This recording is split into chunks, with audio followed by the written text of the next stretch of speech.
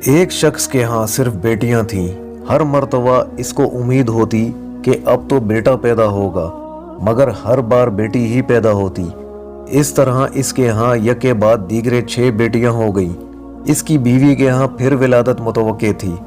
وہ ڈر رہا تھا کہ کہیں پھر لڑکی پیدا نہ ہو جائے۔ شیطان نے اس کو بہکایا۔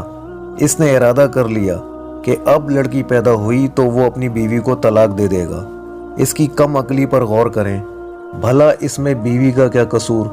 رات کو سویا تو اس نے عجیب و غریب خواب دیکھا۔ اس نے دیکھا کہ قیامت برپا ہو چکی ہے۔ اس کے گناہ بہت زیادہ ہیں، جن کے سبب اس پر جہنم واجب ہو چکی ہے۔ لہٰذا فرشتوں نے اسے پکڑا اور جہنم کی طرف لے گئے۔ پھر دروازے پر گئے تو دیکھا اس کی ایک بیٹی وہاں پر کھڑی تھی، جس نے اسے جہنم میں جانے سے روک دیا۔ فرشتے اسے لے کر دوسرے دروازے پر چلے گئے۔ وہاں اس کی دوسری بیٹی کھڑی تھی، جو اس کے لیے آڑ بن گئی۔ اب وہ تیسرے دروازے پر اسے لے کر گئے۔ وہاں تیسری لڑکی کھڑی تھی، جو رکاوٹ بن گئی۔ اس طرح فرشتے جس دروازے پر اس کو لے کر جاتے، وہاں اس کی ایک بیٹی کھڑی ہوتی، جو اس کا دفاع کرتی اور جہنم میں جانے سے روک دیتی۔ غرض ہے کہ فرشتے اسے جہنم کے 6 دروازوں پر لے کر گئے، مگر ہر دروازے پر اس کی کوئی نہ کوئی بیٹی رکاوٹ بنتی چلی گئی۔ اب 7واں دروازہ باقی تھا۔ فرشتے اس کو لے کر اس دروازے کی طرف چل دیے۔ اس پر گھبراہٹ طاری ہوئی کہ اس دروازے پر میرے لیے رکاوٹ کون بنے گا۔ اسے معلوم ہو گیا کہ جو نیت اس نے کی تھی غلط تھی۔ وہ شیطان کے بہکاوے میں آ گیا تھا۔ انتہائی پریشانی اور خوف و دہشت کے عالم میں اس کی آنکھ کھل چکی تھی، اور اس نے رب العزت کے حضور اپنے ہاتھوں کو بلند کیا اور دعا کی، اے اللہ مجھے 7ویں بیٹی عطا فرما۔ اس لیے جن لوگوں کا آخرت پر ایمان ہے، انہیں لڑکیوں کی پیدائش پر غمگین اور رنجیدہ ہونے کے بجائے خوش ہونا چاہیے۔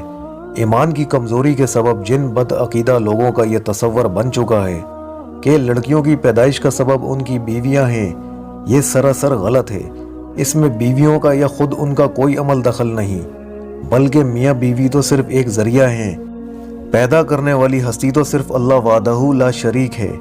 وہی جس کو چاہتا ہے لڑکا دیتا ہے، جس کو چاہتا ہے لڑکی دیتا ہے، جس کو چاہتا ہے لڑکے اور لڑکیاں ملا کر دیتا ہے، اور جس کو چاہتا ہے بانجھ بنا دیتا ہے۔ ایسی صورت میں ہر مسلمان پر واجب ہے کہ اللہ کی رضا میں راضی ہو۔ اللہ تعالیٰ نے سورہ شورى میں ارشاد فرمایا، سورہ شورى آیت نمبر 49-50، ترجمہ: آسمانوں کی اور زمین کی سلطنت اللہ تعالیٰ ہی کے لیے ہے۔ وہ جو چاہتا ہے پیدا کرتا ہے، جس کو چاہتا ہے بیٹیاں دیتا ہے، اور جسے چاہتا ہے بیٹے دیتا ہے، یا پھر لڑکے اور لڑکیاں ملا جلا کر دیتا ہے، اور جسے چاہتا ہے بانچ کر دیتا ہے۔ وہ بڑے علم والا، کامل قدرت والا ہے۔